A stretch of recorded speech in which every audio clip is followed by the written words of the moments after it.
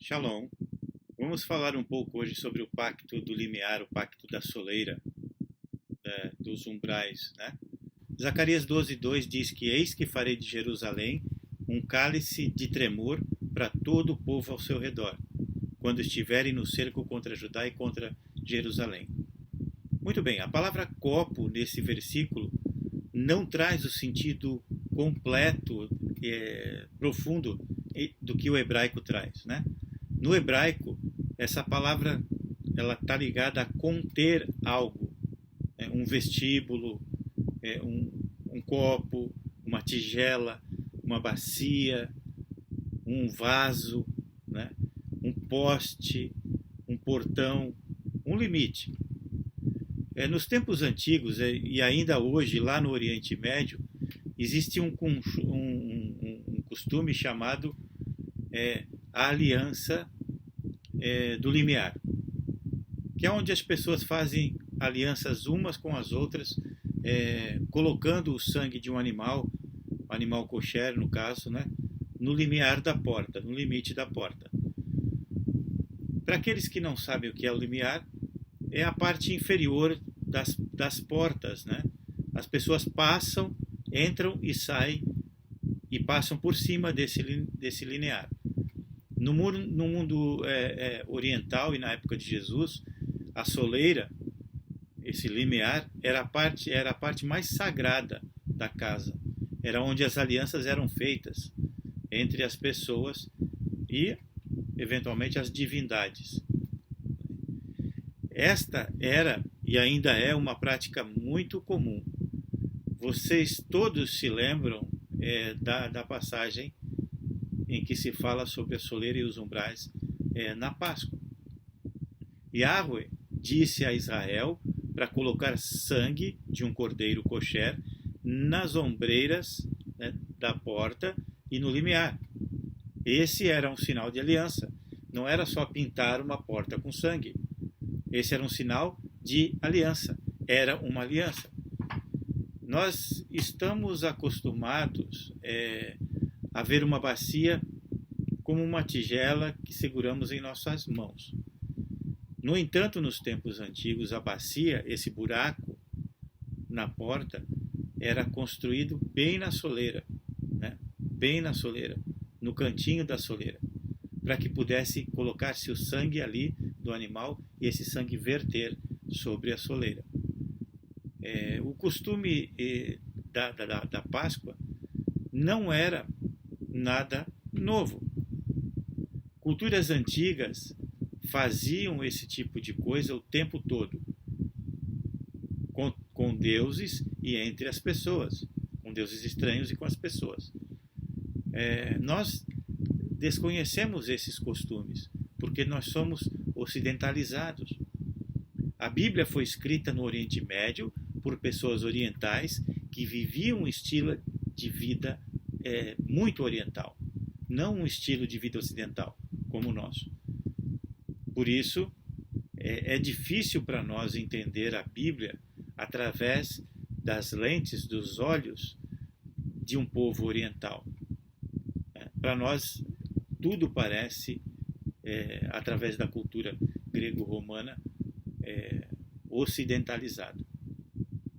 O conceito de aliança era muito intenso entre os orientais. Às vezes, as pessoas que faziam alianças umas com as outras identificavam o melhor de seus animais, normalmente era o que ele tinha de melhor, né? Depois eles pegavam esse animal e matavam.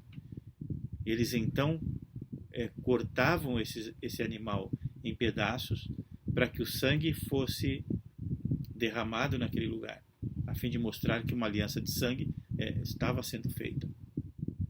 Eles então colocavam as peças dos animais de cada lado nas duas partes da entrada da casa ou da tenda, né? E daí eles passavam pelo meio e pelo limiar. E daí em diante, então, eles tinham um pacto um com o outro. E esse pacto era de vida ou morte. Quando eles terminavam essa caminhada no meio dos animais e através do limiar, através da soleira, eles diziam uns para os outros, né? Se um de nós quebrar a aliança que acabamos de fazer um com o outro, que possamos ser como os animais que acabamos de matar. Isso é significativo para que se entenda por que Yahweh, o Criador do Universo, fez uma aliança eterna com Abrão. Yahweh veio para Abrão num sonho e mostrou um monte de animais já mortos. E o próprio Yahweh passou entre os animais. Então aí você vê a imagem da aliança de Yahweh com Abraão. A gente não entende isso a menos que nós compreendamos o costume da aliança da soleira, a aliança do limiar. Gênesis 15, versículo 17 e 18 diz assim: E aconteceu que, ao se pôr o sol, e já estava escuro, eis uma fornalha fumegante, uma tocha acesa que passava entre os pedaços, esses pedaços de animais.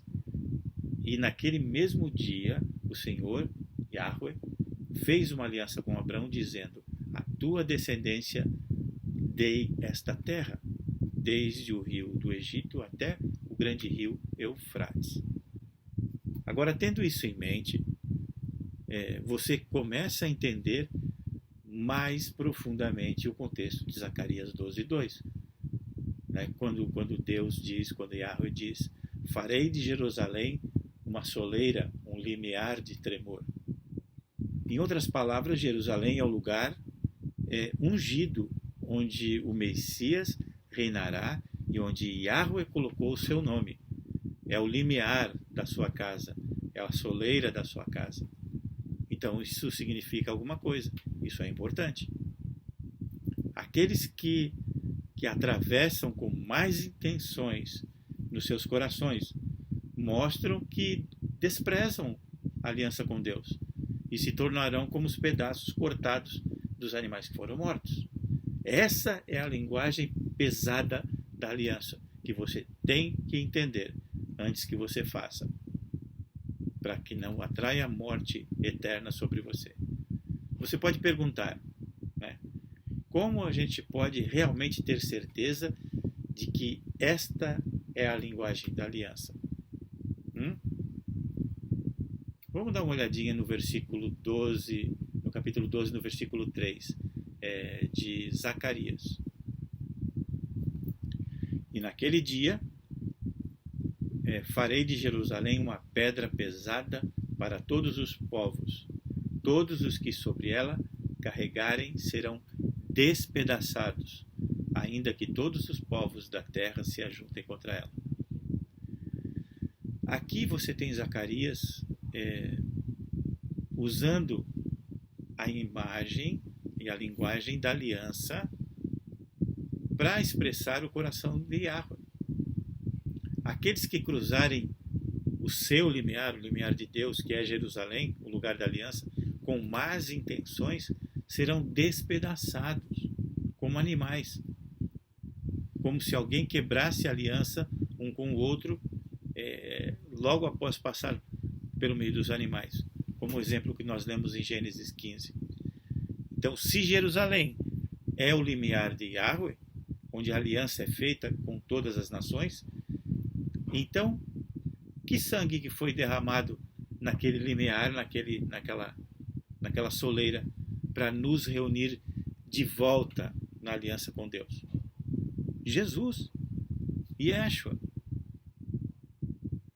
Ele foi o responsável, teve o sangue derramado. Yeshua foi enviado como o Cordeiro de Deus, cujo sangue foi derramado lá em Jerusalém, o limiar de Yahweh, para que nós possamos ter as nossas alianças renovadas com Deus, para que nós possamos ser Israel novamente. Então, Yeshua não foi enviado para derramar o seu sangue para que nós pudéssemos rejeitar a lei e dar a lei, a Torá, como cumprida. De maneira alguma. Yeshua foi enviado para derramar o seu sangue porque todos nós transgredimos a Torá de Deus. Porque todos pecaram e quebraram a sua Torá. Incorporar dias e maneiras de adoração a deuses pagãos e dissolver esses mandamentos cheios de bênçãos, como, por exemplo, o sábado, dias de festas, dias de reunião com Deus, dias de instruções profundas sobre o que houve, o que é e o que vai haver, né? Instruções dietéticas, as leis kosher, nunca foi parte do que Yeshua pretendia fazer. Essas coisas ainda fazem parte da aliança de Yeshua, da aliança que ele nos trouxe, né? A aliança para que nós pudéssemos voltar a ter uma aliança com Deus restabelecida. Aqui está o ponto final. Na cultura oriental, a forma como uma pessoa demonstraria ódio por alguém que deseja fazer a aliança é recusando-se a ultrapassar o limiar. Em vez disso, a pessoa que mostrasse ódio contra a aliança pisaria na soleira da casa de uma pessoa do lado de fora e não entraria. Isso era considerado o pior xingamento, a pior ofensa. Agora, com isso em mente, considere este versículo com muita oração, com muito cuidado. Está lá em Hebreus, capítulo 10, do versículo 26 até o 29. Lá está escrito assim, ó: porque se pecamos voluntariamente, depois de termos recebido o conhecimento da verdade, já não resta sacrifício pelos pecados, mas uma certa expectação terrível de juízo e ardor de fogo que há de devorar os adversários. Quem rejeitou a lei de Moisés morre sem piedade pelo depoimento de 2 ou 3 testemunhas. De quanto pior punição você supõe será considerado digno aquele que pisoteou, que pisou o Filho de Deus sob os pés, considerando o sangue da aliança pela qual ele foi santificado uma coisa comum e insultou o Espírito da graça. Então você vê aqui a conexão, você vê que a linguagem da aliança de novo foi usada sobre pisar no sangue. Você teria que passar por cima e não pisar no sangue. Passar sobre a soleira, não pisar na soleira.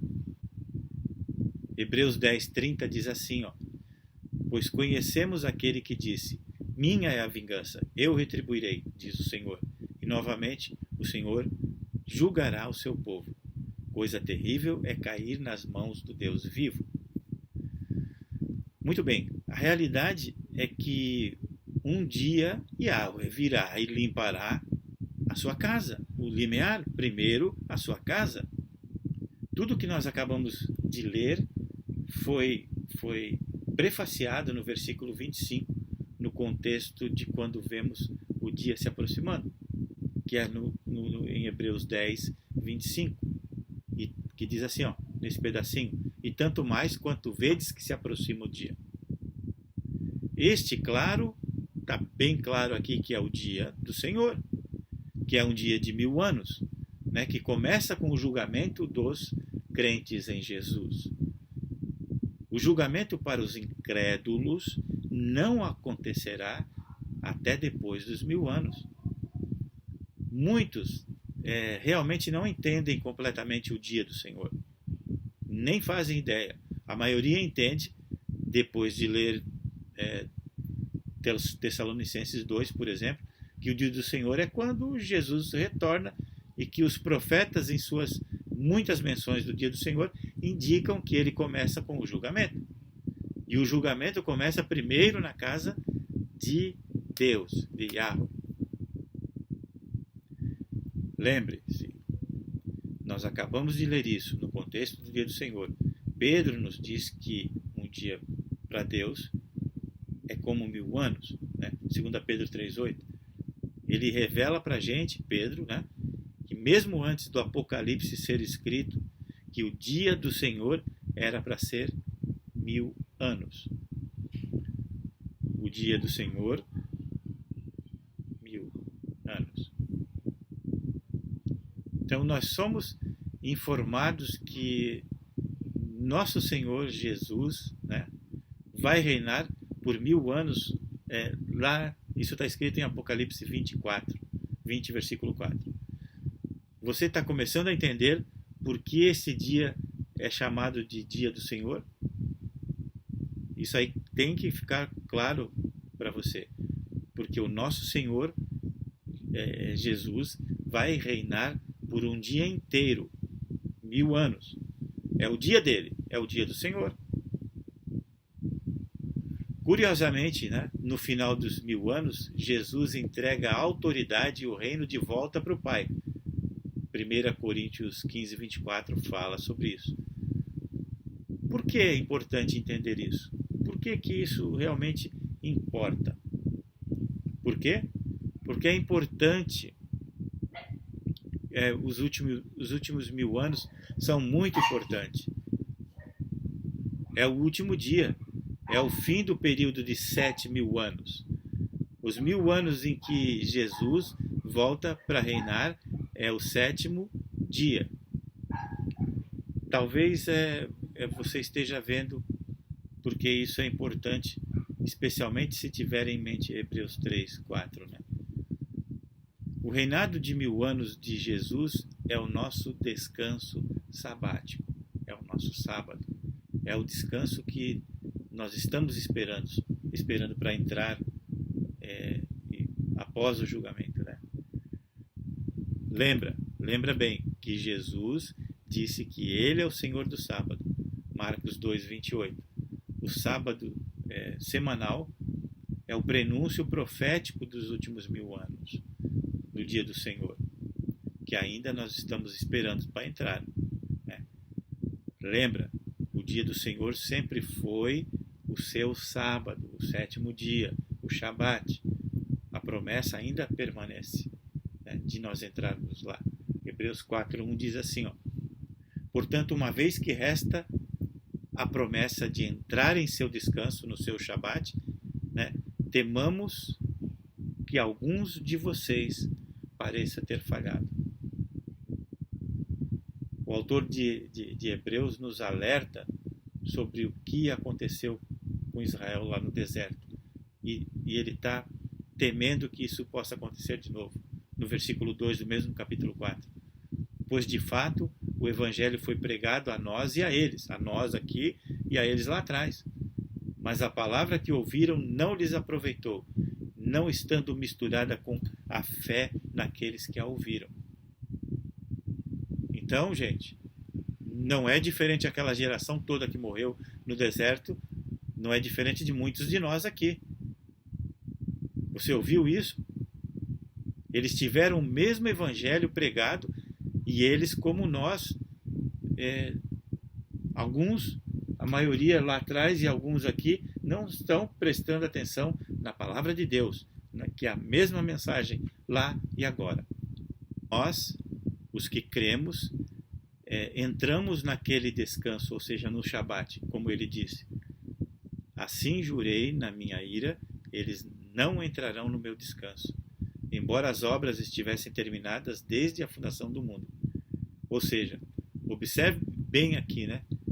Como o versículo 1 afirma que ainda não entramos nesse descanso, o versículo 3 se concentra naqueles que creram no passado.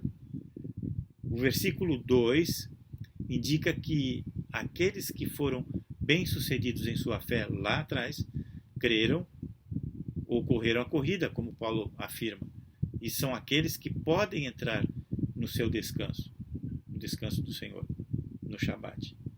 Acreditamos e estamos acreditando, mas até chegarmos ao fim, ainda não acreditamos plenamente como aconteceu no passado.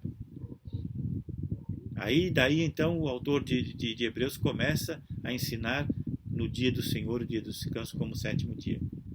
A partir do versículo 4 até o versículo 10 do mesmo capítulo 4. Diz assim, ó: pois ele falou em certo lugar do sétimo dia desta maneira: e Deus descansou no sétimo dia de todas as suas obras. E novamente neste lugar: eles não entrarão no meu descanso, visto que, portanto, alguns devem entrar, e aqueles a quem primeiro foi pregado não entrarão por causa da desobediência.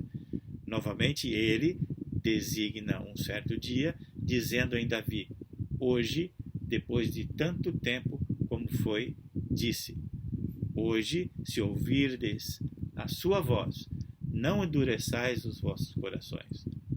Pois se Josué lhes tivesse dado descanso, então ele não teria falado depois do outro dia. Resta, portanto, um descanso para o povo de Deus, pois aquele que entrou em seu descanso também cessou de suas obras, como Deus fez nas suas. Você notou o que foi dito aqui? Foi dito que havia outro dia falado. Então, eles ainda não entraram no seu descanso. Nós sabemos que se fala de outro dia, o dia do Senhor, sabemos que ainda não entramos em seu descanso. Você vê, há outro dia pelo qual a gente tem que esperar o nosso dia de descanso. Somente quando nós entramos no descanso sabático, né, nos últimos 1000 anos, o dia do Senhor, é que finalmente paramos de trabalhar. A maioria de nós concorda que ainda estamos trabalhando. E o trabalho não tem a ver com o trabalho secular. É o trabalho em Deus, sendo trabalhados e trabalhando. Nós ainda estamos compartilhando a palavra e ainda ensinando os povos. O resto ainda permanece. Você ainda pode perguntar: como isso pode se relacionar com a aliança do limiar? Lembra? Israel no deserto pisoteou toda a aliança e eles não entraram no descanso do Senhor. Eles continuaram a pecar voluntariamente. Eles continuaram na desobediência. Eles receberam o mesmo evangelho que nós, mas não praticaram com fé. Lembre-se do que também lemos lá no capítulo 10 de Hebreus. O capítulo 4, obviamente, precede o capítulo 10, né? Então, o capítulo 10 listou as consequências de continuar em pecado deliberado, depois de recebermos o conhecimento da verdade. O capítulo 10 listava o julgamento que alguém receberia ao pisar no sangue da aliança e insultar o Espírito da graça. Então, se não seguirmos a palavra de Deus, isso significa que não entraremos naquele descanso, no descanso dos 1000 anos, no dia do Senhor. No mesmo capítulo 4 de Hebreus, né, no versículo 11 até o 13, diz assim, ó: portanto, procuremos entrar naquele descanso para que ninguém caia no mesmo exemplo da desobediência, pois a palavra de Deus é viva e poderosa e mais penetrante do que qualquer espada de 2 gumes, penetrando até a divisão entre a alma e o espírito, e as juntas e as medulas, e é apta para discernir os pensamentos e intenções do coração. E não há criatura oculta à sua vista, à vista de Deus, mas todas as coisas estão nuas e patentes aos olhos daquele a quem havemos de prestar conta. Nós precisamos ser diligentes para entrar nesse descanso, o que significa estar em sincronia com a palavra de Deus, não contra ela, não duvidando. Existem muitas razões para não pisar no sangue da aliança, uma vez que você, a partir de agora, conhece a verdade. sobre a aliança. Se você diz que acredita e tem fé na palavra de Deus, que é Yeshua, como está lá em João 14, 1,14, Apocalipse 9, 19, 13, o mesmo era ontem, é hoje e é agora e é para sempre. Então, eu encorajo você fortemente mesmo a conhecer e seguir toda a palavra de Deus, em vez de selecionar, sabe, porções dela. A tribulação está chegando. Muito breve. Por favor, arrependa-se da aliança que você quebrou. Renda-se e aprenda os caminhos de Deus, antes que a tempestade caia sobre você como um ladrão na noite. Não caia no seu julgamento de Deus, no julgamento de Deus, como lá nos capítulos 4 e 10 de Hebreus, que nos advertem sobre isso. Não pise no sangue da aliança. Aguarde o 7º dia de descanso, os 1000 anos, o dia do Senhor. Não queremos que você se envergonhe com a vinda dele. Esperamos que este ensino tenha abençoado você e a sua vida. Lembre-se, teste tudo. Seja como os crentes de Bereia. Amém? Shalom.